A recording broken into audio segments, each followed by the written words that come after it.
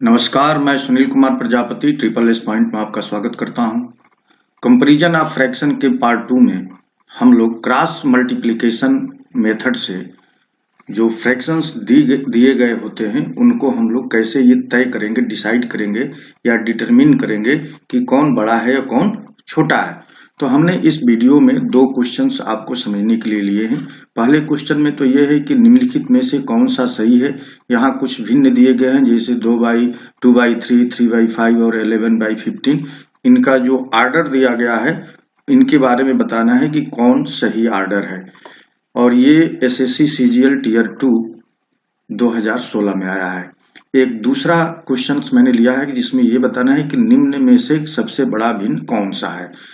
इसमें 5/8, 7/12, 19/14 और 12/19 में ये बताना है कि बड़ा भिन्न कौन सा है। और ये आया है एसएससी 2008 में क्लर्क ग्रेड परीक्षा में। तो आइए पहले ये समझते हैं कि वज्र गुणन विधि या क्रॉस मल्टीप्लिकेशन मेथड होता क्या है और ये कैसे काम करता है। तो देखिए, अगर हमारे पास दो तरह की भिन्न है a/b और एक दूसरी भिन्न है c/d। देखिए, क्रॉस मल्टीप्लिकेशन दो भिन्नों पर ही अप्लाई होता है, पहली बात। अब ये कैसे अप्लाई होता है, तो ये दो हमारे पास भिन्न है a/b और c/d।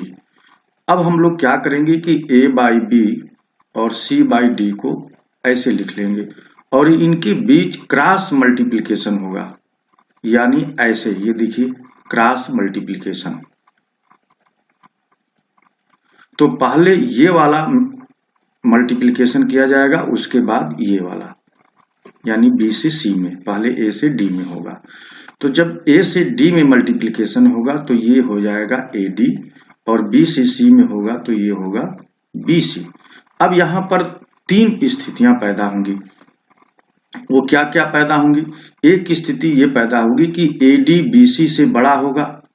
दूसरी स्थिति ये पैदा होगी कि ad bc से छोटा हो सकता है। और तीसरी स्थिति ये पैदा हो सकती है कि ad bc के बराबर हो। तो ये तीन जो केसेज इसमें पैदा होंगे उनकी मीनिंग क्या है?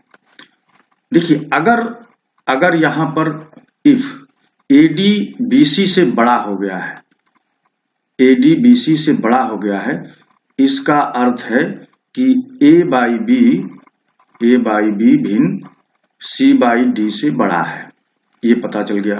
अगर ad bc से छोटा है तो इसका मतलब ये हो जाएगा कि a/b लेस देन c/d। अगर ad bc के बराबर है तो ये बताएगा कि a/b भिन्न c/d के बराबर है। तो ये है क्रॉस मल्टीप्लिकेशन मेथड या वज्र गुणन विधि। इसमें दो भिन्न लिए जाते हैं, यानी ये दो भिन्नों पर काम करता है। ये कैसे काम करता है? a और d का गुणा करते हैं, उसके बाद b और c का, फिर देखते हैं कि इनमें कौन बड़ा है कौन छोटा है। तो तीन स्थितियां पैदा होती हैं और तीनों की मीनिंग ये है। अब हम लोग इस मेथड को इस क्वेश्चन पर अप्लाई करेंगे। तो देखिए कैसे अप्लाई करेंगे। यहां पर हमको जो भिन्न दी गई हैं उन भिन्नों को हम लोग यहां पर लिख लेते हैं। तो हमारे पास है 2/3, एक दूसरी भिन्न है 3/5 और एक तीसरी भिन्न है 11/15। तो सबसे पहले हम लोग यहाँ पर ये क्रॉस मल्टीप्लिकेशन लगाते हैं। तो देखिए, ये 5 दूना 10 और 3 तिहाई 9। इसका मतलब ये भिन्न बड़ी हो गई। अब इस भिन्न का इस भिन्न से तुलना करेंगे। तो देखिए, 15 दूना 30 और 11 तिहाई 33। तो ये बड़ा हो गया। इसका हम लोगों ने तय किया, तो 15 दूना 30 और 11 तिहाई 33। ये हम लोगों ने इसका इससे मल्टीप्लाई किया और इसका इससे मल्टीप्लाई किया, तो 15 दूना 30 हो गया और 11 तिहाई 33। तो ये बड़ा हो गया, यानी ये भिन्न बड़ी हो गई। तो अब सबसे बड़ी भिन्न कौन है? सबसे बड़ी भिन्न 11/15 हो गई, ये सबसे बड़ी। उससे बड़ी 2/3 थी और सबसे छोटी भिन्न 3/5 थी। तो सबसे बड़ी भिन्न 11/15, फिर 2/3, फिर 3/5। तो ये आर्डर देखते हैं कि कहां पर लगा हुआ है। देखिए, 3/5 छोटा है, फिर 2/3, फिर 11/5। तो यहाँ पर ये दूसरा आंसर सही है, यानी दूसरा ऑप्शन सही है कि ये सही ऑर्डर में लिखा हुआ है। सबसे बड़ी भिन्न है 11/15, उससे छोटी है 2/3 और सबसे छोटी है 3/5। तो आइए अब हम लोग इस क्वेश्चन में क्रॉस मल्टीप्लिकेशन का इस्तेमाल करते हैं।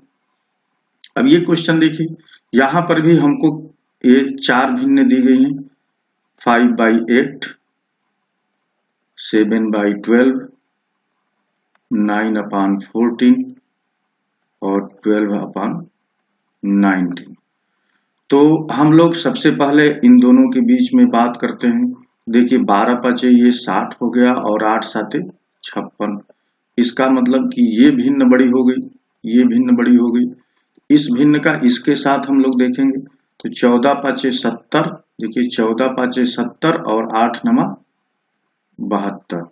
तो अब ये भिन्न बड़ी हो गई, ये भिन्न बड़ी हो गई। अब इन दोनों के बीच में हम लोग देखेंगे, इन दोनों के बीच में तो 19 9 71 से, यानी 171 और 14 12, 14 में 12 का गुणा, 14 दूनी 28 और 14 एकम 14 दू 16। तो देखिए ये 171 बड़ी हो गई, यानी सबसे बड़ी जो भिन्न है वो 9/14 मिली, यानी आंसर 9/14 आ गया, 9/14 आ गया। तो आपने देखा कि क्रॉस मल्टीप्लिकेशन को अप्लाई करने का तरीका क्या है और कैसे हम लोग बहुत इजीली इन फ्रैक्शंस को ये डिटरमिन कर लिए कि कौन बड़ा है कौन छोटा है।